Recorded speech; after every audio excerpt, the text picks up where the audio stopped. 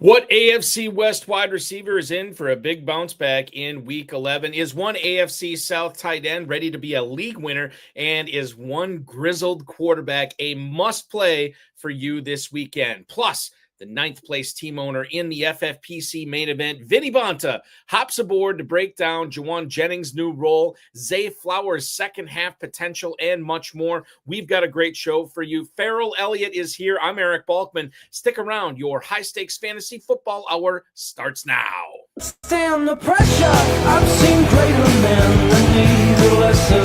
Broadcast live and heard around the world, you are now watching the most entertaining hour of radio on the planet. Welcome to the High Stakes Fantasy Football Hour presented by myffpc.com with your hosts Eric Balkman and Ferrell Elliott. The High Stakes Fantasy Football Hour is your home for analysis from the best players in the world. And now, because no one else was available, here are Eric Balkman and Ferrell Elliott. Solace in the scripture. Are we not all our father's sons? I became a man. Nobody ever told me what a man was. Hi, hello, and welcome. Greetings and salutations to all of you Bulkaholics and Ferrelliacs. Welcome to the latest episode of the High Stakes Fantasy Football Hour presented by myffpc.com. I'm your slightly above average host, Eric Balkman. You connect with me on X at Eric Balkman. That's EricBalkman. You know me from the RotoViz High Stakes Lowdown, the FFPC Insider Access Show on the Better Sports Network, and of course, the Fantasy Football Players Championship. My co-host is indeed the definitive commissioner of Fantasy Football, one Ferrell Elliott. Coming up on tonight's show, we're going to talk about what NFC North tight end is the best start for you in Week 11, why one AFC West running back is a really smart sleeper this weekend, and the ninth place team owner in the FFPC Main Event, Vinny Bonta, stops by to break down Oronde Gadsden, Keaton Mitchell, and so much more. If you want to connect with us on X, the show is at HSFF Hour. I'm at Eric Balkman. Check out Ferrell's Kentucky Fantasy Football State Championship at KFFSC.com. You can also post on our Facebook page at facebook.com/HSFF Hour. Email the show at highstakesfantasyfootball@gmail.com. If you have any questions for us, now is the time to send them in. We'll try to get to all the chat room questions, X posts, and emails in the fantasy feedback segment coming up later on in the show. Thanks to our audio engineer and my best friend Bryce, and of course our producer and mutual friend Rob. If you are looking for some weekly action in the FFPC, look no further than the FFPC Weekly Challenge. It's live right now. There is no draft in this competition. There is no salary cap in this contest. You just pick 10 players or pick 12 players if you want to play in one of the FFPC Weekly Challenge leagues with kickers and defenses. You can win up to $2,500. You can play in a 10-team, a 30-team, or 100-team contest. Only one player per NFL team in your lineup. So if you want Patrick Mahomes, you can't have Rashee Rice. If you want Sam Darnold, you can't have Jackson Smith and Jigba. Register now at myffpc.com. These lineups are a lot of fun to put together, and they're even more fun when you're winning big with the FFPC. Remember to like this video, subscribe to the channel, comment on the video, share it with your friends, share it with your enemies, and get notified each and every time we go live. More on what's coming up next week. And the week that was in the FFPC family of podcasts. I'll tell you what's going on next week as well. Cannot do any of this without the co-host with the most, at jferrellelliott, at KFFSC official on X. KFFSC.com is where to check out the Kentucky Fantasy Football State Championship. And I welcome him in right now, Mr. Ferrell Elliott. Ferrell, good evening. I am so honored, Balky. And I must tell you, I love the way you do the rundown and talk about the contest over at the FFPC. I mean, I don't know how people can keep from playing in it after you describe the weekly challenge. It's an incredible thing. It is incredible, and it's a lot of fun. Want to chime in right now, or go into the chime-ins on the FFPC YouTube chat right now. We got James Hicks popping in. Good evening, Ferrell, Balky, and Oinker. Forgot to give him the introduction. Oinker's here. He's for some fantasy football. What do we call your Oinker? Oinker. Well, they're both Oinker? I thought I thought yours had a different name. They're both Oinker? Well, mine's French, so he's Oinker. Oinker. Oinker and Oinker. Yeah. Ooh la la. Yeah. We also have Tom Smith piping in. Any kids or cats planned for tonight's show? It's my wife's birthday today, Ferrell. Wow. Congratulations. Yeah, it is. Yeah. Now, she's out of town. She's at a resort at a resort town in southern Wisconsin right now with their friends for the weekend.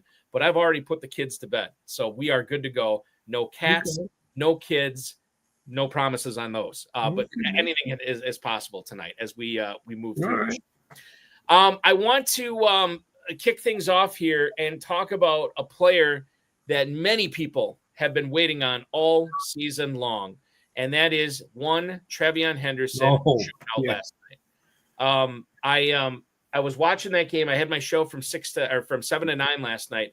My son had basketball practice, and my mother brought him home from basketball, and he and I share a team. And we talked about whether we're going to start Trevion Henderson all week, and we decided to. And I was so excited to tell him what Henderson did. Yeah. When he came in, he walks through the door, sees me sitting in the living room watching the game, and he goes, "Dad, Trevion Henderson." And I said, "I know." It was crazy. He was very excited. I was excited too. 19 carries, 62 yards, and 2 touchdowns. He also grabbed 5 catches for another 31 yards and a touchdown. Obviously, no Ramondre Stevenson in this game. 22 running back carries in the Patriots' backfield. Henderson got 19 of them, and he obviously was instrumental in the passing game, catching the Patriots' only touchdown of the game, too, the only receiving touchdown of the game. He scored 5 times in the last 2 games, and he's looked better than Ramondre Stevenson. He's looked like the most explosive running back they have on the roster, and he gets the Cincinnati Bengals next week. Ferrell, here's what I'm concerned about. If there's one thing to be concerned about with Henderson, it's Mike Vrabel, it's Josh McDaniels, and a quasi-healthy Ramondre Stevenson. If Stevenson's active next week, I mean, we still got to play Henderson, right? Or are you worried that even though the toothpaste is out of the tube, the Patriots can still destroy his fantasy value in Week 12? No, I think this coaching staff, especially coming off the extra days of rest based on the Thursday night game, I think we're looking at a player here that the coaching staff understands brings a dynamic change to the offense. He's good for the quarterback. We haven't seen, and Ramondre Stevenson has had his days, but you know what? At 4.9 yards a carry of what we're getting now from Henderson, you've got to go back to 2022 to see that from Ramondre Stevenson. Ramondre has been less than 4 yards a carry. He's been slugging it out, and it's been a long time since he's looked like this kind of player. I think we see our starter now in Henderson and our complement player in Stevenson. And it'll take them both down the stretch to get there. But, yes, what a wonderful game it was to watch Henderson score and take that game over from a fantasy perspective. You know, if you had Trevion Henderson on your team's probably not doing all that great given what you had to give up as far as draft capital to get him this season. However, if you were able to survive with Henderson being a middling running back or an unplayable running back for many weeks this year, and all of a sudden you're coming up on the playoffs and you got Henderson on your team and you're in the thick of it, you'd be doing some damage. We'll see what happens going forward there. Now, I want to bring up not a rookie here, but a guy who has had the best season of his career so far, and that's Quentin Johnston. Okay. He's questionable for the Chargers game against the Jaguars this week. Limited practice Wednesday, Thursday, and Friday. He's got a shin issue, and obviously it looks like he's more likely to suit up than not at this point. He is going to be playing on a team that features a healthy Ladd McConkey, granted a fading Keenan Allen, more on him coming up later on in the show, but then this this ascendant Arondé Gadsden on this offense. Ferrell, if you have Quentin Johnston, I think you should be playing him this weekend. Despite, with the shin injury and all, I still do like him. The Jaguars have struggled against perimeter receivers. I have a sneaking suspicion that this is going to be a Johnston week, and I'm putting him in my lineups. Okay, Balky, and I can understand why you would do that. How many teams do we have on bye this weekend? 2. We have the Colts and the Saints. That's it. With only 2 teams on bye this weekend, and both of those teams don't. Naturally, I don't know how we're going to have an NFL week without Pittman, but maybe he can recover from his poor subpar performance last week. But it's going to be close. I think owners of our FFPC teams or KFFSC teams that are near the top may have better choices, more obvious choices that a clearer indication of what those receivers might do. That's just my feeling on Johnston. I'll put a lot of receivers in front of him, but I'm not hesitant to start him if I've got some bye issues and some injury issues. Would you play Quentin Johnston over Parker Washington this week? Yes. Yes. Okay. I don't even know who Parker Washington is. I'm facetious. I do. But well, yes, definitely. Quentin Johnston, would you play him over Tez Johnson against the against the Bills? Beg your pardon. I probably wouldn't. I like what Tez Johnson is doing. Now I have to take a look at who's coming back and who's available from Tampa. I'd have to eyeball that, but I really like what Tez Johnson is doing on the field. And Tez Johnson is 100% healthy. Yeah. I would play Johnston in front of Adam Thielen. I was a big believer in Thielen having success this year in Minnesota. 9 passes, Balky. He's caught 9 passes. He has. 9 Would you, and I feel like I probably shouldn't be asking you this, would you play Quentin Johnston over Trey Tucker this week? Tucker on Monday Night Football in Dallas. I beg your pardon, in Las Vegas against Dallas. Well, anytime anyone's in Las Vegas, I feel really good for them, and I like their chances. But it depends on what I need. If my team needs a big home run, I'm going to remember that Trey Tucker is on a team. They've taken the punt return job away from him. Jacoby Myers is out of the building, and Trey Tucker has put up 45 points in a game this year, and he's playing the Dallas Cowboys. So I'm probably going to play Trey Tucker if I need to hit a home run. If I don't need to hit a home run, I might want to play Trey Tucker anyway because I think I can trust what he'll do over Johnston. So you're higher on Johnston than I am. Yeah. The thing about it is that Johnston has a wonderful quarterback, and all he has to do is show up, run the route, get open, and catch the ball because the quarterback's going to put the ball on him. You can't necessarily say that might be happening in Las Vegas. That is a spicy matchup on Monday Night Football. The Raiders are 3.5-point dogs, and it is a total of 49.5. Could be a big Trey Tucker day. It's a great fantasy football Monday night game. I don't know about it being a great game, but it's a great Monday night football fantasy game. Yeah, Tom Smith chiming in. Ashton Genty, Rico Dowdle, Devon Achane should all have big games this week. He's probably right on that, too. I think Genty's going to – He usually is. Oh, Tom's usually right. Yeah, he's usually right. Genty's going to run wild on the Dallas Cowboys on Monday Night Football. That'd be good to see. It would. Dalton Kincaid, we will not see him this week, Ferrell, because he's been ruled out for the Buccaneers game on Sunday. Joe Biscaglia posting this on X earlier today. I beg your pardon, earlier yesterday. Sean McDermott decided to rule out Dalton Kincaid yesterday, despite him not having the opportunity to play in Friday's practice. Did not practice Wednesday, did not practice Thursday. Seemingly always viewed as a long shot to be playing in Week 11. Now, here's what's interesting in the FFPC, tight end premium, obviously.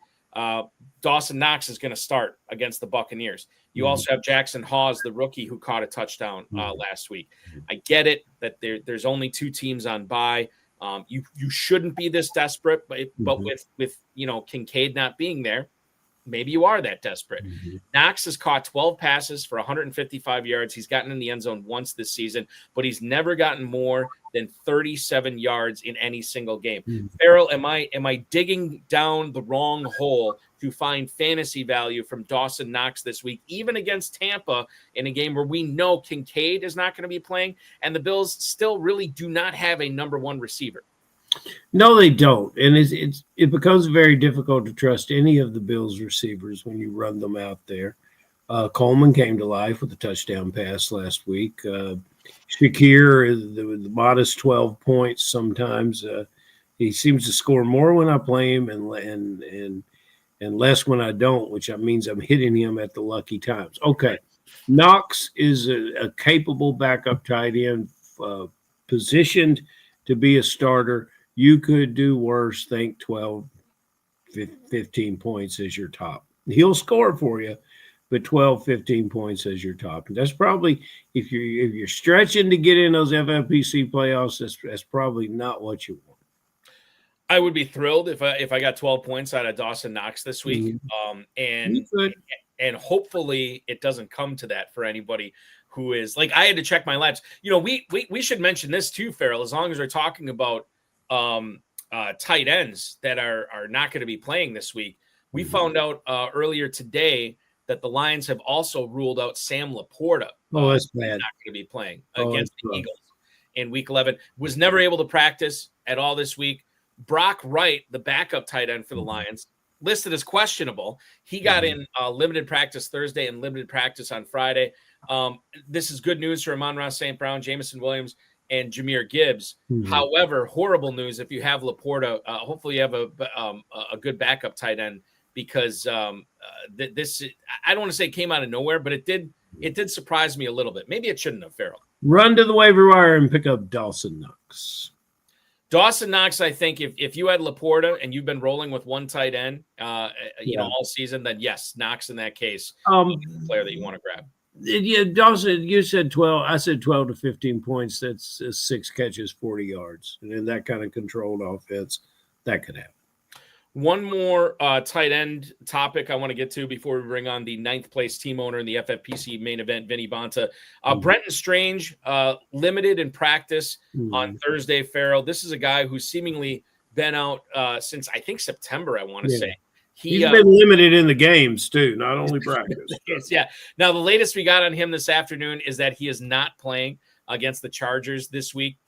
Did not practice at all on Friday. So he's in this 21-day window. There was no urgency for the Jaguars to activate him this week. I don't think you want to play Johnny Munt, who's going to be starting at tight end for the Jaguars. But he's a possibility for Week 12. And I wonder what the landscape's going to look like. Brian Thomas questionable for this weekend's game against the Chargers. I wonder what the landscape's going to be like when Strange does come back and he's competing with Jacoby Myers and Brian Thomas. Won't be competing with Travis Hunter anymore. But Strange, when he got hurt, was the leading pass catcher, the most yards, receiving yards of anybody on the team.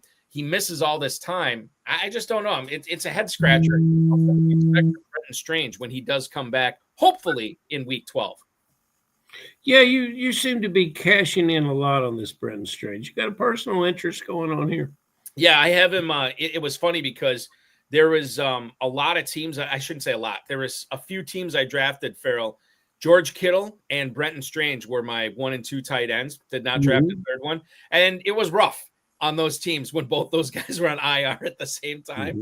I picked him back up in a couple other leagues where people dropped him. I don't know. I think there might be something there. I don't know in a non-tight end premium league if I'm going to use him at all. But he is a former second-round pick, pedigreed guy out of Penn State. So I do believe in him. It's just a matter of him getting back on the field. Well, okay. I believe in the believers, and I think it's a wonderful thing that Brenton Strange people would want to put him on the field. I, on the other hand, as previously mentioned in shows throughout the year, I take 2025 off with the Jags. I took the whole year off, and this is I would start Laporta and pray for a miracle healing. Well, we don't have to pray for a miracle to have a great guest tonight because we got. Oh, we do. We got. He's coming aboard right now. He's got 2 high stakes fantasy football titles with the FFPC already under his belt, but he's got his sights set on much bigger things in 2025. As going into Week 11, he sits at 9th place overall in the FFPC main event, a competition that will feature a $1 million grand prize to the winner. Will this guy be the winner? Potentially. We're going to talk with him about that tonight. Please welcome onto the program, Mr. Vinny Bonta. Vinny, welcome. Good evening, sir. Oh, no, Vinny. This might unmute, buddy. I'm trying to unmute him right now. Let's get in. Let's get some voice with Vinny. Go. Hold on, Vinny. Hey, sorry. We got you. All right. Hey, sorry about that. I'm trying to work while being with you guys. Appreciate you guys having me on. Nice to meet you too. Absolutely. Good meeting you, Vinny. This is so much fun to have you on tonight. Dude, 9th place overall in the main event. This has got to be electric. Because you've been up there for several weeks now in the top 10. Got to be electric looking up at that leaderboard at the end of every week and seeing your team right up at the top. Yeah, Eric, it was a lot more fun when Cam Scatterbo and Hunter was still alive for my team. So those were a little less fun than it was 2 weeks ago for the Dream of a Million that probably is less likely now. But isn't it a testament to how No. good your team is that you're still in the top 10 without Scadaboo, without Hunter? Well, Eric, not to get a little too behind the scenes, but one of your questions roasting my roster management, which is very fair, was because someone in my league dropped Aaron Jones, which then led to my entire waiver wire budget being thrown on him. So that also helps to be added Aaron Jones middle of the season. So I'm surprised Aaron Jones was even available. Yeah. He would have been right Correct. on the line as a guy that would have been available to be dropped. there's a reason I have $2 left. I got you. That was my next question, is how much money you have left. But yeah, at least you got Aaron Jones, and it's looking like his backfield right now too, which is very nice exciting. for sure. We're going to continue the fantasy football conversation in a little bit. When you're not winning FFPC leagues, when you're not hanging around the top of the FFPC Main Event leaderboard, Vinny, what are you doing for a living, sir? Yeah, I'm a professional sports bettor. I've been in the gambling industry for about actually 6 years now. I've been professional. So that started with poker for me, then led to Advantage casino games, whether that's slot machines or some table games, and then to sports. So I got my master's in counseling in 2019, and then went full-fledged the opposite direction in professional gambler. So a little different. That's a different form of counseling. Yeah, a little bit, Ferrell, for sure. Sometimes it's self-counseling that you might have to do. Did you have Louisville tonight? I currently do not. I've been trying to find a live position on them, but no, I'm not on either side. Oh man, well, good for you. When you start winning or get on a roll, do you turn that rally cap around and wear it in the front, or do you always wear it in the back? Is this the rally cap that you have on this week? Or That's a great question, Ferrell. I think it's more if it's on my head, that means I'm either winning or barely losing. It's when you lose a lot, the hat's on the ground. Yeah, you throw that damn thing across the room. I think it's a much better indication. Yeah, but yeah, I've been going. Really, I would say scaling for like a business standpoint with others, having people work for me and others for about the last 3 years. So I will say I'm much more into the best ball streets because of a lot of the tools available, makes it from like a time ROI worth it, where these contests, I'm a massive whale in. I mean, I'm probably losing in most of these fields, especially with the week-to-week roster construction or the ideas in season. I can't keep up nearly as much. So I would say you want me in your league, says I will make mistakes all over the place for sure. Yeah, we want the guy that's in 9th place in our league. Let's try to sell one hard bug. Okay, here's something that this is one of my favorite receivers in the league. Juwan Jennings, San Francisco. Yep. This week at Arizona, he gets his quarterback returning from the toe injury. Although I thought he had some pretty good things going on with Mac Jones. You could have got some long odds on Mac Jones being successful this year. Of course. And Ricky Pearsall comes back. So really what I'm looking for is a commentary. Our great guest and great friend of the FFPC, the KFFSC, Stephen Giorgalis, said early on, why all the talk about Jennings? He only had 2 or 3 good games last year. And that's correct. What I've seen from Jennings this year is a little bit more stability. And he's one of those guys that sometimes pops up with a 45-point game. Mm-hmm. How are you handling this mix of players this weekend? Because I'm tempted to leave Jennings in a couple of my lineups, but I want to hear your thoughts on Jennings with all these things happening. Yeah, Ferrell, I would say, again, I would – in domains that I feel like I'm an expert, I will comment and give a great opinion. This is one I don't feel as strongly about. I think it's obviously pretty roster dependent of more than anything. I mean, I think the biggest note of why Jennings was someone I was very high on is just his third down success rate. That's pretty quantifiable, and you can change year to year. That's something that can be a pretty good litmus test for success and stability outside of in other areas. So I don't know, like, I think the healthiness is one that's really difficult for us to truly know. I would say Jennings in the offense is going to be more of a consistent person from little, I would say. So I don't know. I mean, I would say completely where you stand from if you need upside, I like Jennings for that standpoint, and it all depends on roster. Yeah, and you're right. That third down, I think about that. He's such a big guy. He wins the 50-50 ball. It would make sense that he delivers for you on third down. Mm-hmm. Yeah.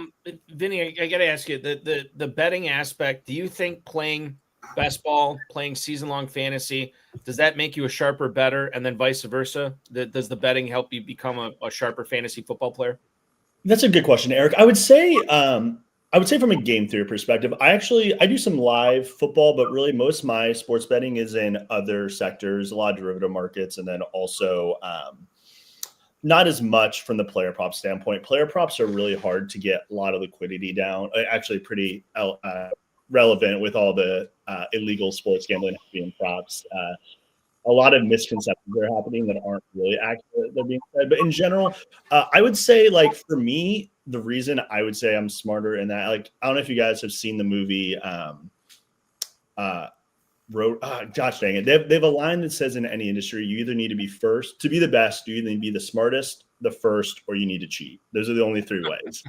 And for me, what I would say in the sports domain and in best ball, I just listen to people much smarter than me, Eric. So, like, for me, I think the ego goes down, which sucks because I feel like a poor guess. Because for me, my fantasy football expert comes to a lot of people who I listen to, and the tools that I use were much less than myself, and just being able to discern who I feel is quite sharp opposed to who I think is kind of just a sucker.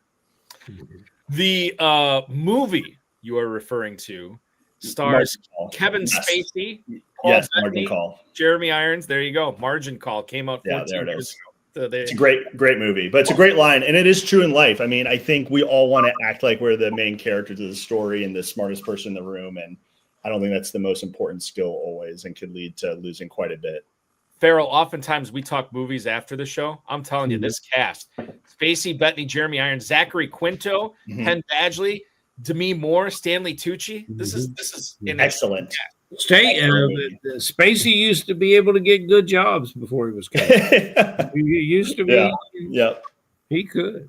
Boy, I tell you what, Balky, there's a receiver that's going to play at the Rams this weekend that just got a new good job. What do you think about him, Balky? Well, here's the thing. Like, we saw Rashid Shaheed get involved in his first game as a member of the Seahawks, like, not heavily, obviously, but he knew the offense basically because he played under a similar offense when Clint Kubiak was the OC in New Orleans in 2024. So it wasn't like that big of a transition. But I will say, seeing him utilized right away in the first game has me kind of interested to see what's going to happen going forward. What do you expect, Vinny? Not only this weekend when the Seahawks play the Rams and what could be a deciding game in the NFC West race, but maybe also to determine the number one seed in the playoffs. What do you expect from Shaheed this weekend? And then what do you think we're going to get from him down the stretch here as he gets more and more acclimated to his new teammates, new coaching staff in Seattle? That's a good question, Eric. I mean, I think for my roster construction specifically, I was really excited to have him in that week 15 to 17 high leverage in a 16-17 where I either need to gain on the field, not be a consistent starter for my lineup. And I don't know, like, you get the push-pull, right? I mean, you're in a much more efficient offense, but the targets will be down. I mean, he is not going to take enough targets away from JSN, nor should he, that he would get in New Orleans. But the quality of target should be much higher. So it's a really difficult one where I think it is a net neutral, and it's going to really determine how you want to play it in those crucial week 15, 17 weeks. So I think it's a net neutral for both reasons, and I can see the arguments for both sides, which is the worst opinion you can give us. Oh, the warmest places in hell are reserved for those who are neutral, Mr. Actually, I wish I want to lie through my teeth like I know that's how you get clicks. That's why I'm not on First Take. Either Churchill or Kevin Spacey said that, Balky. I don't know who it was, but I will say this: like, for all the shows that I do, like, I'm also not like a heavy, like, oh, it's this way or that way. I'm not a polarizing guy. I recognize, and you as a pro sports bettor probably recognize the need to understand range of outcomes, because that's how everything is usually decided, right? Mm-hmm. And so I don't like to be the guy that's so heavily on one side or the other. Yeah, I have leans. We all have leans, but I'm not. I understand. Like nothing surprises me anymore in pro. I'm 45 years old. I've seen too much crazy stuff. You've seen enough. Yeah. Like so, I know that like it's a fool's errand to say like this is how it is. This is how it's going to be. Yeah. Book it, ship it. You know that's not the way that sports works. But Eric, I think you do bring up a really good point, and I think one thing that's really exciting about Shahid is for that stretch run, which is the only thing that matters. Like, yes, it's really fun to be in 9th place. It's really fun to be in 3rd place, but I'm fighting for 5,000 in that sense. Where I think Shahid is still an excellent bench player and a really good leverage play to have during those crucial weeks, which is what really matters. And I just love having those types of players to be able to put in when the money is all in. Right. He's the kind of guy that if he had a breakout game, a huge week, you could say, I saw that coming. Yeah, of course. I expected that from him. Absolutely, Ferrell. When this player was in college, I looked at him, I said, holy smoke, it's the next Tyreek Hill. And then he gets drafted by the Baltimore Ravens. And I said, well, he's going to contribute. And things are going to be different. And it never has been. And I view I view Flowers as the kind of guy that will always underperform in the numbers, but will always be expected from fantasy players, great expectations. This year we're dealing with 50 catches, which kind of puts him on par. I said he would end up 70, 75 this year. We're dealing with 1 touchdown. Andrew is still getting most of the touchdowns over there. Right. What do you see from Flowers going forward?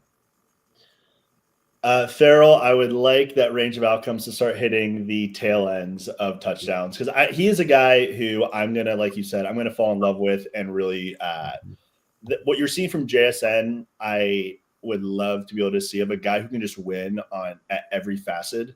I would love to see the touchdowns obviously start going his way a little bit more and for the Lamar to come a little bit more clean from an injury standpoint. And, like maybe there is a sense of we won't see Lamar pushing it from a run standpoint in the 15, 16, 17, which hopefully is going to be pretty beneficial for Zay. But he's just the type of guy I'm going to die with all the time. Like a guy who gets open, a receiver who gets open in fantasy football is just my favorite type of guy in every format. So, has he been disappointing?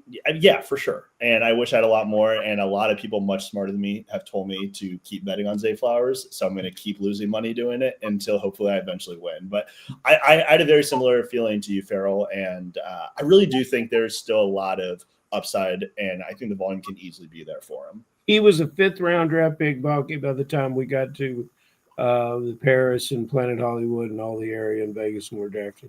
Was that about right? Yeah, I'm going to look that up. It does not strike me as that, but the more I think about it, I think you're right. I got him at the 6-7 turn at mine, but I think that draft was, I believe, the last week before because I only really fired the FFPC main. It's kind of interesting. My mom, I got her into fantasy football for the first time. We did a main event team. She bought a little bit just to get her some excitement, and then I'm like, oh wait, every entry after this is $1,600. So I'm like, oh, you guys got me. Awesome. Congrats.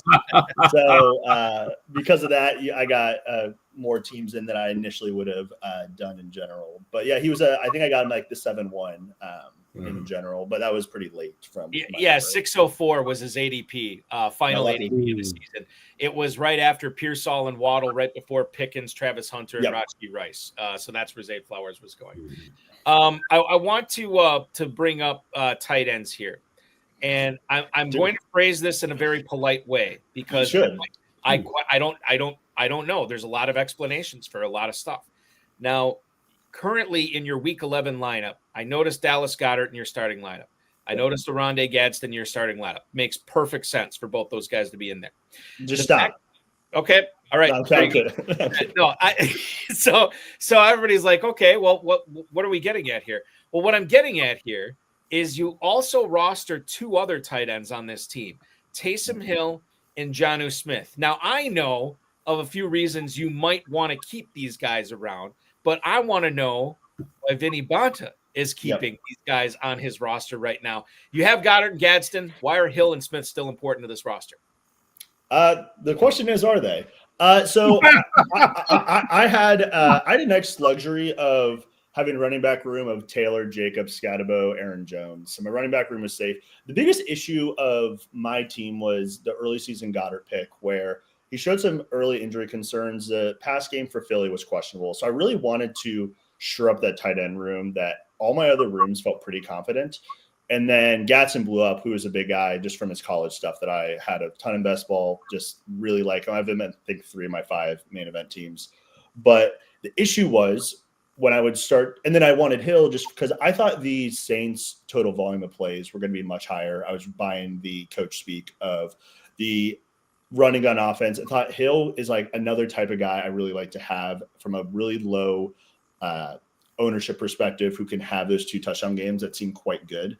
But then Goddard really was a focal part of the offense. Gatson did. So then I'm like, cool, I have my tight ends. But then you lose Travis Hunter. Then you lose Cam Scatabo. So you drop those guys ahead of them. Then you put all your waiver wire budget into Aaron Jones and you have $3. So the issue is not from a standpoint of me really being super in on these guys now. It's a game of prioritize Aaron Jones, and now I've guys on the IR. So they are spots for me most likely. The $2 you're keeping around for like a kicker or something like that, just in case. Yeah, I have right now I have Pinheiro, who is a week 14 buy. So still from like a money made standpoint, I believe that having to get that kicker for the week 14 championship would be probably enough money to overcome opposed to the other players I've seen. If I can find someone, that might differ, but yeah, that would happen. And then in the rare case of if a Jalen Hurts gets hurt, I'd pick up a second quarterback to go through the playoff run. So all that just seems a lot more important to me. I agree with you, Eric. I wish I didn't have Taysom Hill and Johnny Smith also on the roster. I wish I had Travis Hunter and Cam Scatabo still, but sadly. But here's the thing. Like the opportunity cost for that was getting Aaron Jones on your roster, which much more could important. Prove very fruitful. Yeah. For you. Curiously, what did you pay for him that you won him? It was in the 600s, I believe. Okay. Right. Yeah, a guy like that's just way too important. He cannot. What would have got him? What was the second bid? My league was they were so bad. I mean, I think it was like in the 300s. I mean, it was embarrassing. But like, you could have $302 right now. But you could have known that. There's no way you could have known that. He's a numbers expert. Daryl, I wish I roll that cap around and let make those bids correctly. It's a probability thing. It's a range of outcomes thing. I don't fault Vinny. I don't fault you at all for that. Yeah. So, but anyway, we'll see. I mean, they're dead roster spots that I wish I didn't have, but I'm happy with the way it played out outside of the decision process. I wish I'd maybe saved like $3 or $4 extra.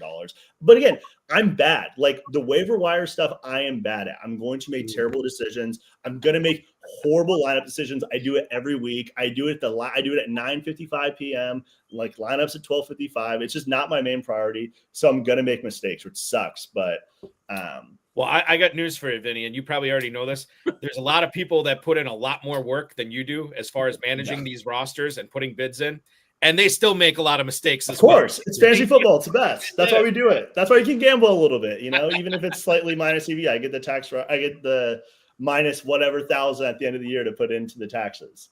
I love that. I find fantasy football players very, very generous.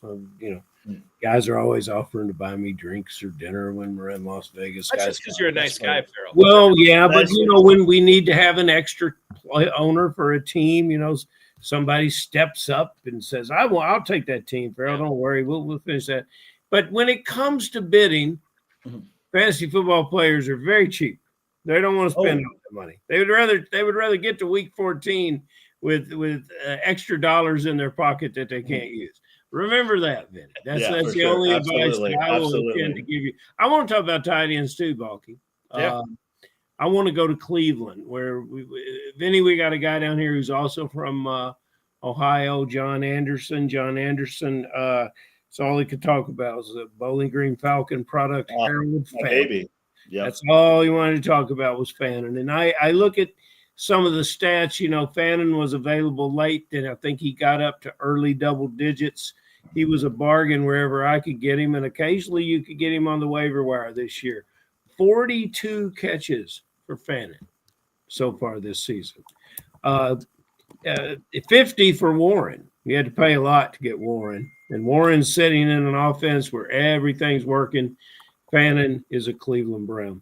What do you do when you have Cleveland Browns, when you have Fannin and you have Njoku, who's caught much less, maybe 30 catches this year? What do you do with those two players? And to me, there's no conversation. Fannin is the start. You feel the same way? Yeah, I mean, Fannin is, I think, my highest drafted player in all of best ball. I have him on some of my I think 3 of my 5 main event teams. He was one of my guys I loved. The advanced stuff was great, like you mentioned. The Bowling Green production was awesome. And I think he's just the biggest vocal point of the offense. He gets goal line carries. I mean, there are times he will get stuff around the end zone that is massive. Not as massive as FFPC as in a FanDuel or other contests, for example, but he is the focal point of the offense. Now, the biggest bummer is I think a lot of us read some coach speak and believed that Njoku would be getting traded.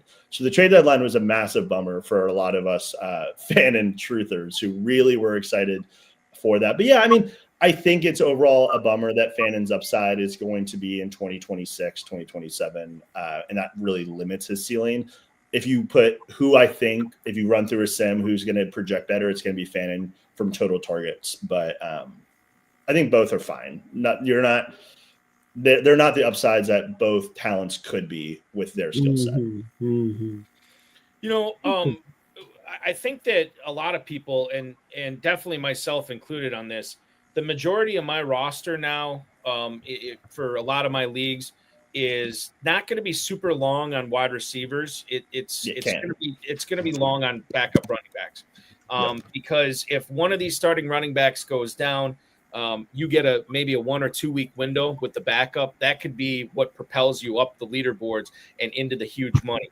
One of the situations I'm watching is Baltimore, because Derrick Henry, while he is an alien and while he retire, and I do recognize that he is an aging 30-year-old running back, and I recognize the possibility that there's a chance he could go down.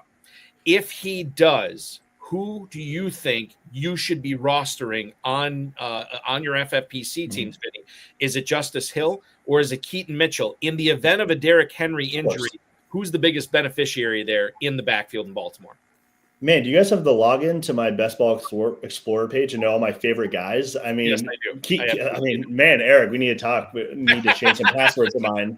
Yeah, I mean, so I'm coming into this. I think Keaton Mitchell is my number 1 drafted running back as well, which is quite funny. So I mean, again, when you're winning these contests for 15 and 17, and again, I might be around my behind in terms of the roles that would happen in that time.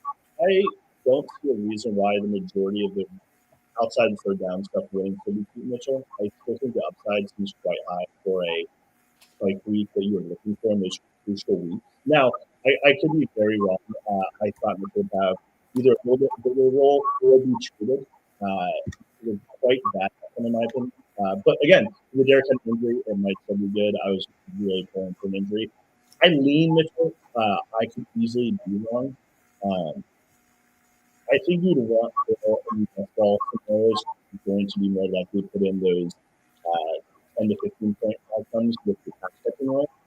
I believe I would say Mitchell, but I also like to swing big in this case. So I could also be, but I think Mitchell. Mitchell, okay. Now, Vinny, one of the first rules of broadcasting is just lean in and stay over that mic because we want to hear these fine words that you're laying on us. He's got his pods in, Ferrell. Yeah.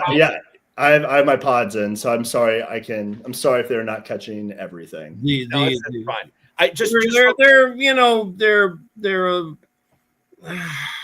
They're a little bit like Josh Downs. They're not catching everything.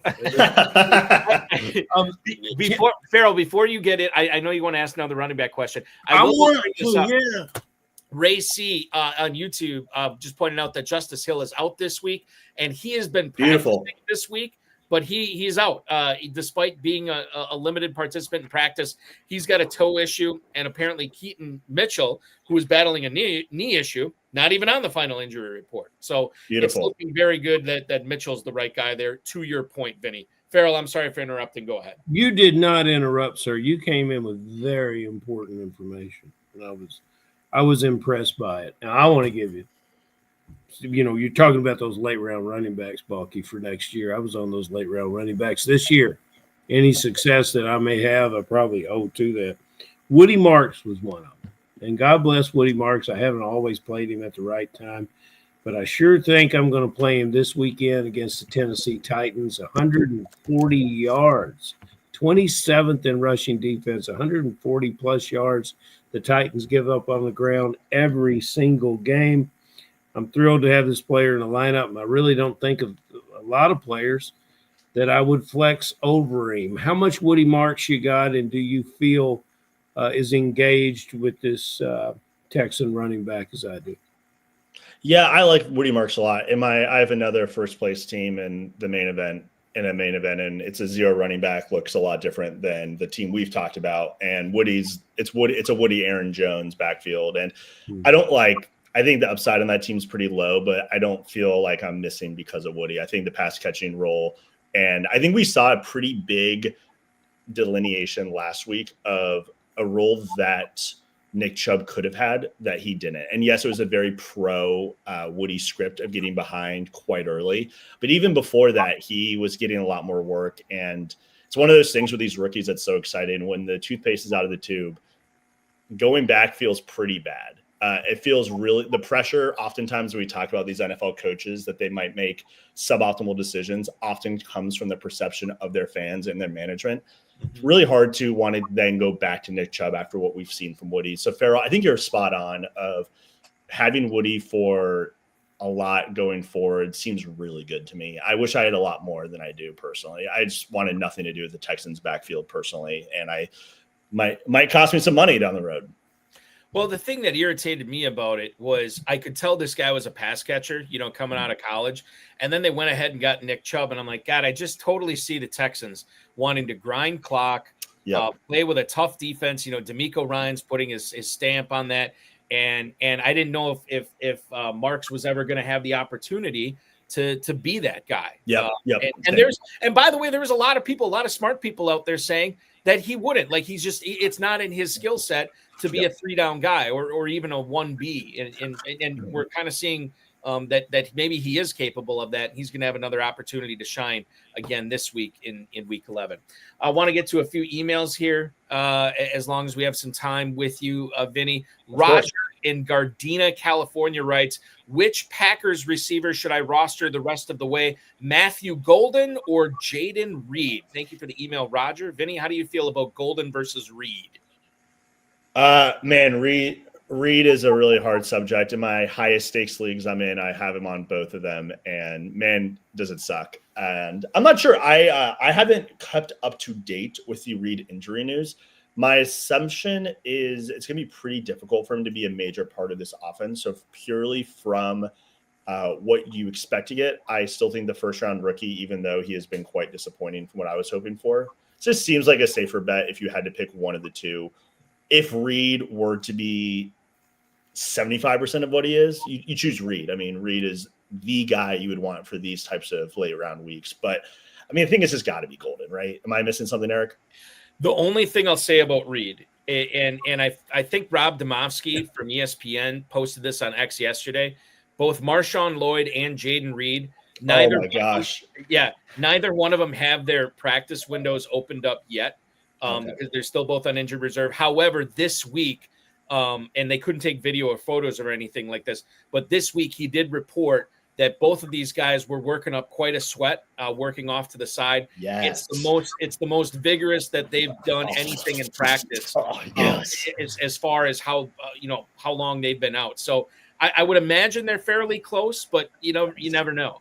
The thing is with Reed, I mean, with no Tucker Kraft and Christian Watson now battling a knee and a hamstring thing. there is an opportunity for Reed to get back. I think he for sure. more that craft role than Golden would. I think Golden Absolutely. more like the Watson type guy. So, and listen, the Packers need answers on offense, and maybe Reed could be one of those answers. Yeah, and Eric, you bring up a good point where I think initially in the season when the injury first happened, it was, man, if the Packers are really playing as well as they are, why rush this guy back? Save him for the playoffs, save him for a little bit later. Doesn't look that way anymore. So, man, I mean, I think what you said is correct. But again, this is a difficult thing of projecting injuries as three guys who aren't medical doctors and just trying to read the little Twitter notes. You are absolutely correct. If Reed is a 75% or greater of what he is, it's not even close, Jaden Reed, from what we've seen from Matthew Golden. Nothing would support Matthew Golden outside of the people who love rookies. But the only reason I even bring Golden up in the conversation is we've seen these rookie receivers the last third of the season, the second half of the season, especially these pedigree guys in the first round. We've seen them take off. I don't know if that's going to happen with Golden this year, but I at least bring it up as a possibility, as again, a range of outcomes. Of course. But usually, correct me if I'm wrong, this could be wrong. Usually that also comes from an increase of workload as well. Matthew Golden's one of the few guys who's gotten to like one of the better range of outcome scenarios for him. He got the Jaden Reed injury. Christian Watson was still hurt. Like the beginning was supposed to be that. I feel like it's less likely for me to see the rise from these guys who got a ton of work and for that to change during the later part of the season opposed to more opportunity, I guess, when he got that already. But I could be way wrong. But yeah, I think Golden is a more likely 2026 and beyond potential. Totally. For me. 100%. I'm with you on that for sure. Dave in Dallas has the other email here for you tonight, Vinny.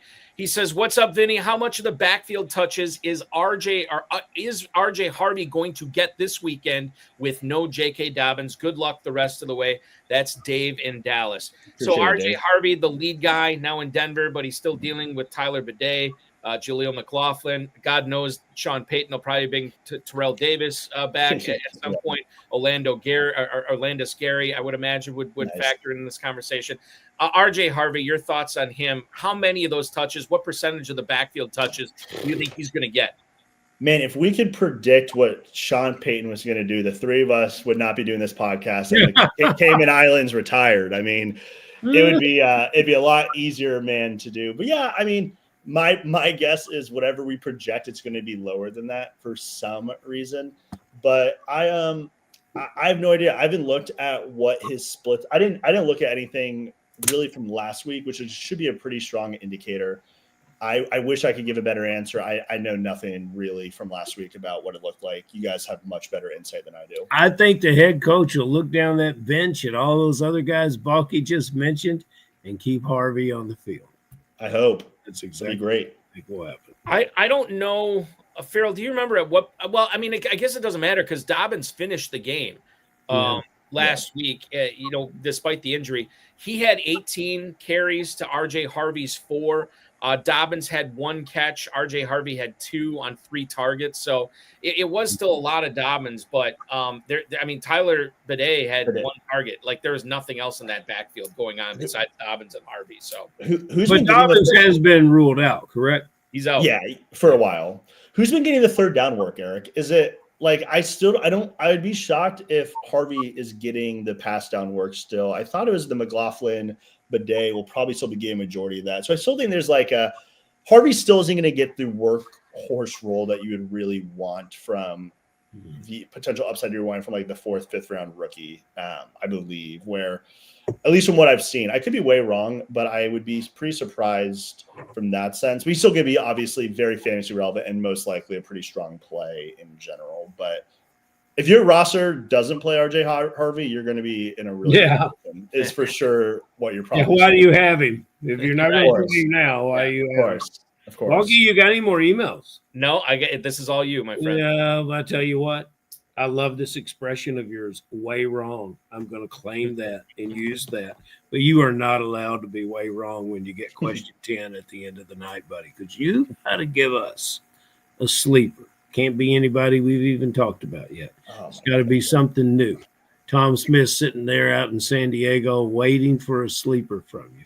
And then we got to get – we essentially have to get from you the guy that is everyone will start but should be the bust. Who is this week's Who is this week's Denver quarterback? Nix. Who's going to really turn in a bust? So these are the things that we must know from you, Mr. Vinny.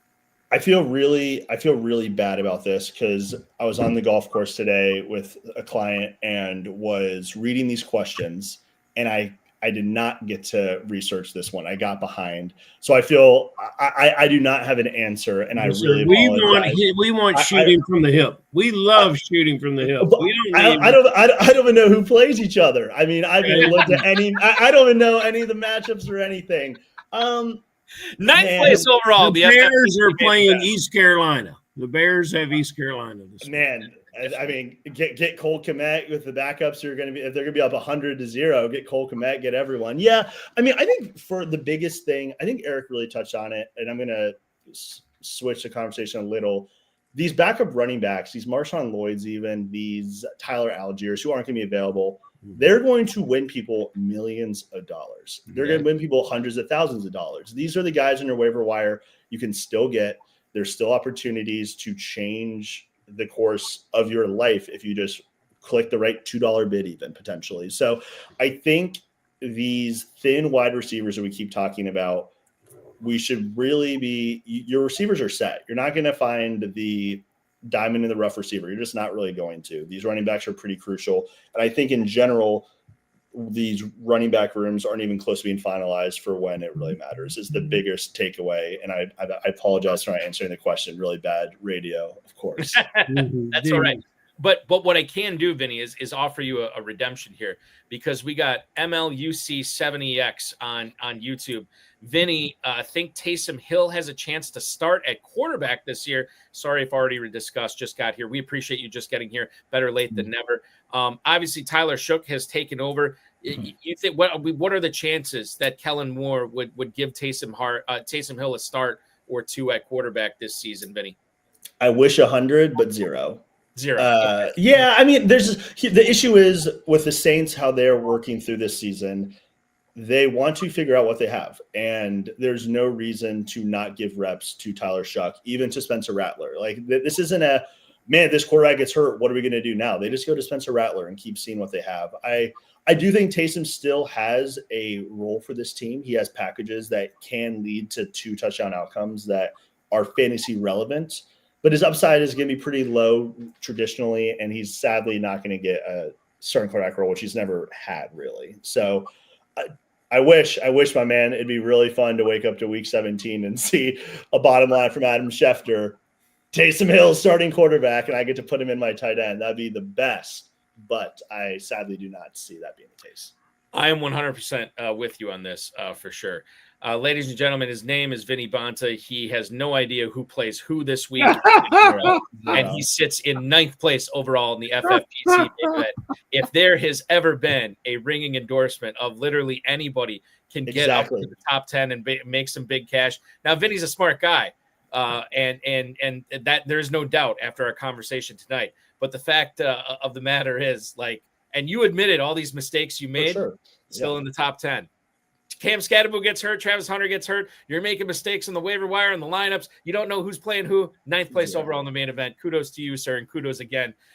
You are remarkably intelligent when it comes to this, and maybe not the greatest judge of talent as far as deciding whose podcast to come on, but we still you slumming it and hanging out with us tonight on a Friday night. We're going to let you get back to sports betting tonight. Thank you. Thank you so much for hopping aboard, dude. Good luck the rest of the way, and we'll definitely have you back on if indeed you do cash that $1 million. Hey, thank you so much for having me. Ferrell, I am seeing Clemson up 1 with 1:20 left. So never give up hope. But, never give up. Well, thank you so much, guys. It was an honor, it was a privilege, and hope everything goes well for you guys. Absolutely. Good luck the rest of the way, Vinny. Thank you. Thank you. Bye. Yeah, we'll see you soon. Vinny Bonta, ladies and gentlemen. Vinny was here in the main event. Yes, he was, and he crushed it. Super smart guy, super awesome. And we got something to watch now on our movie list with Margin Call now being added to my. Did you ever see it, Farrell? Maybe yes, you saw it. Okay, so it's on my list. It's on my list. I'll watch it again, Balky. We'll watch it. Okay, want to get to some emails here, some more emails that came in, some starter sit questions. Farrell, Gary in Crawfordville, Florida. Hey, guys, would you start Colston Loveland or Luke Musgrave this week? Lord. A tight end question, certainly not the greatest of tight end questions. Colston Loveland in Minnesota, Luke Musgrave in New York to take on the Giants in the Meadowlands. Ferrell, I am leaning, despite Cole Kmet being healthy, I'm leaning towards Loveland here. Oh, of course you are, Balky, and I don't know why, other than you had to listen to too many of those pros that wanted Colston Loveland back in July and August. Don't do it, Balky. Musgrave's a player that we've always loved. The tight end position is important to Jordan Love and the Green Bay Packers. Put your Packer on the field. Colston Loveland has 21 catches this year, Balky. You're not going to get anywhere with that. Go ahead and invest in Musgrave this weekend. You know, both of them are kind of like on the uptick, right? But Musgrave is not sharing that tight end position with anybody as talented as Cole Kmet. So I think there is something to be said for that as well. But are the Packers going to have to throw the ball? I don't know. The Giants' rush defense is so bad. It's just going to be a big Josh Jacobs game, in my opinion. Moving on to the quarterback position. Who's next? We have Dan in Buffalo Grove, Illinois. Do I have to play Joe Flacco in favor of Baker Mayfield in my Big Gorilla on Sunday? Thanks so much. That is Dan in Buffalo Grove, Illinois. Joe Flacco taken off the injury report. We were worried about the shoulder. He's not on there anymore. He goes to Pittsburgh. And remember the last time these two teams played, I believe it was a Thursday night game, and they called it the Icy Hot Bowl, right? Where Flacco and Rodgers they just both lit it up. It was insane. Flacco this week at Pittsburgh over Mayfield in Buffalo. I think I'm actually going to play Flacco here over Mayfield. Mayfield, yes, he's got Egbuka, but no Chris Godwin, obviously no Mike Evans. I know we like Tez Johnson, but I wonder how long love Tez Johnson. This up with these sort of non-pedigreed receivers, whereas Flacco has Higgins and Chase. You can't argue with the players around Flacco. Everyone knows I'm not a big Baker Mayfield fan, but Baker Mayfield seems to elevate his game to a level when he's playing against certain blue-blooded pedigreed quarterbacks. So I'm gonna go ahead and say Baker Mayfield toe-to-toe with Josh Allen, who's not been his best lately. But I'm going to say that I'm going to run Baker Mayfield out there in what I think is a much more important game. The running back question we have this week, or at least the running back question I've selected, comes to us from Mike in Trenton, Michigan. Torn between Kareem Hunt and Kenneth Walker for this week. What do you all think? Well, thank you for the email, number one. I will tell you that Kareem Hunt is in Denver, not the greatest matchup. Sharing the backfield maybe a little bit with Brashard Smith. We know Isaiah Pacheco got ruled out already, so we don't have to worry about him. And then you have Kenneth Walker, who after last week, it sort of went back to an even 50-50 split with him and Charbonnet in that backfield. Walker goes to Los Angeles. Again, not a great matchup there. I think I lean Kareem Hunt here. I don't love either of these plays this week, but I do trust the volume with Hunt a little bit more than I trust the volume with Walker at this point. If I had to make this decision between now and Sunday, I would change it 6 or 8 times, and then I would think of Balky saying, if you think long, you think wrong. And with these two players, Walker is my sentimental favorite. Hunt is my touchdown-dependent favorite. And our emailer has really got himself into a rough situation here with these two players. He didn't say, maybe he's missing Jonathan Taylor or Alvin Kamara or somebody like that. I have no idea, but yeah, it's not a great situation to be in. And this might come down to the coin flipping portion of fantasy lineup setting on Sunday morning when it comes to Hunt v. Walker. Jimmy Williams popping in right now on YouTube, Ferrell. He wants to know your take on Michael Wilson this week, with Marvin Harrison Jr. recovering from that appendectomy. What do you think about Michael Wilson for the Cardinals against the Niners this week, Ferrell? Always liked him, always expected more. This might be the opportunity. We'll get Vinny back here. This could have been his sleeper. I noticed Mike Wilson going off the waiver wire to a lot of good players this week. I didn't make any bids on him. Sure, Jimmy, I kind of go with this player as a player I admire. I also like on this team Elijah Higgins, who seems to get 3 not fantasy relevant, but has been relevant for this team. But I believe Wilson could be the fantasy relevant player there. And I got to give a shout out to Jimmy Williams. He started our good friend Fetch losing streak. Poor Fetch. He beat Fetch in a game. In every fantasy listener, this is not helping anybody win everything. But anybody that's been on the show who might think this, why does this always happen to be? Jimmy beat Fetch by 0.70 points. Fetch came back the next week to score 201 point, only to have his opponent score 201.50. Unbelievable. And Jimmy is responsible for getting that started. So Jimmy is an enemy of the Fetch program. Yeah, enemy of the Fetch program, not declaratively. So Jimmy's not an enemy to anyone. He's absolutely the loveliest guy that you could ever meet. And I think he's going to come over and play in the Super Bowl, Super Sunday, Sweet 16, Balky, as you should. That is the plan. That is the plan. Okay. Tom Smith also chiming in. Ferrell, this is an important question for you. Would you play Michael Wilson over Michael Pittman this week, even though Michael Pittman's on bye? Is Pittman a strong enough player to accrue points on the Colts bye week? Tom, I've got players on my roster that I would rather put Pittman in and take a 0. Just take it like a man.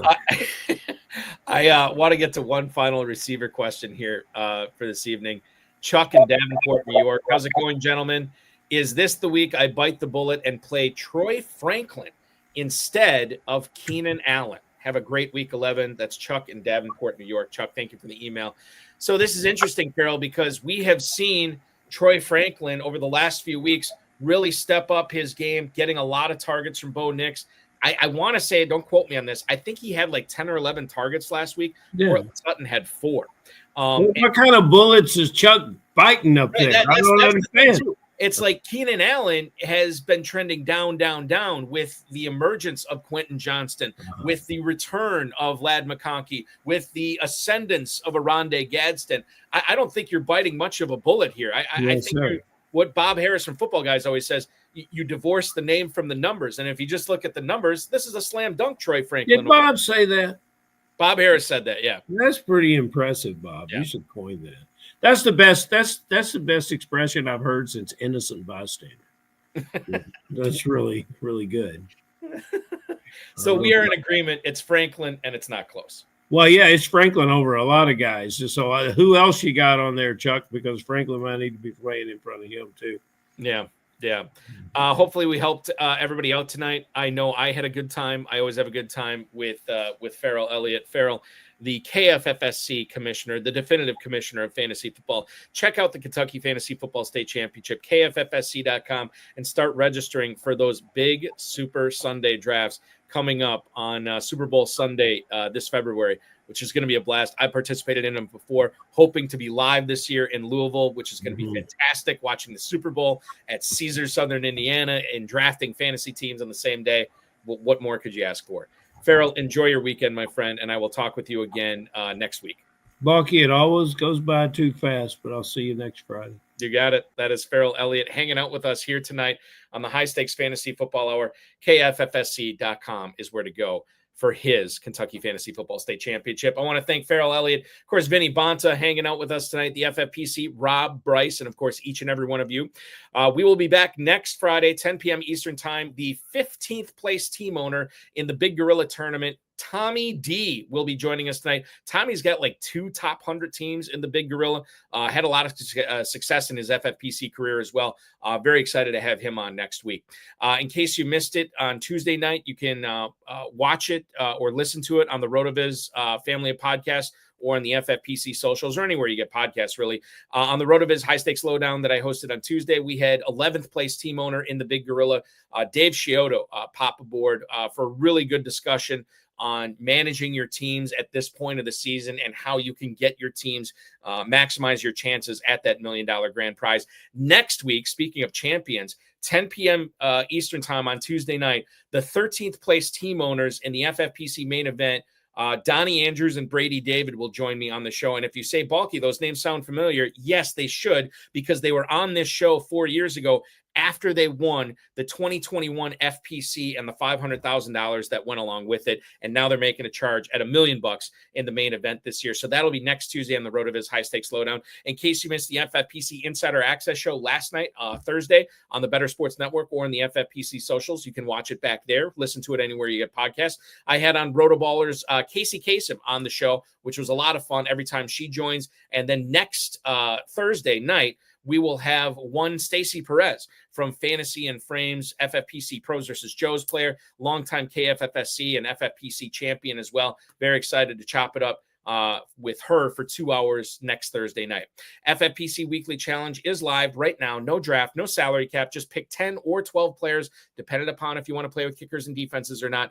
And you can win up to $2,500, 10, 30, and 100 team contests. Only one player per NFL team. So if you want Joe Flacco, you can't have Jamar Chase. If you want Keenan Allen, you can't have Ladd McConkey. MyFFPC.com is where to go for that. MyFFPC.com.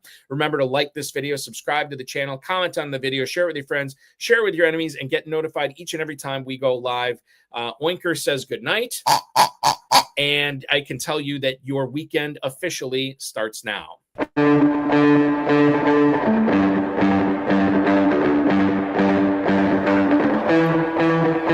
This has been another episode of the High Stakes Fantasy Football Hour presented by MyFFPC.com. It was broadcast live and was watched around the world. Balky and Ferrell will be back next week with more analysis, more interviews, and more advice from guests much smarter than they are. Thanks for watching, and we'll talk with you again next week. One final note before I sign off. I don't think I brought this up on the entire show tonight.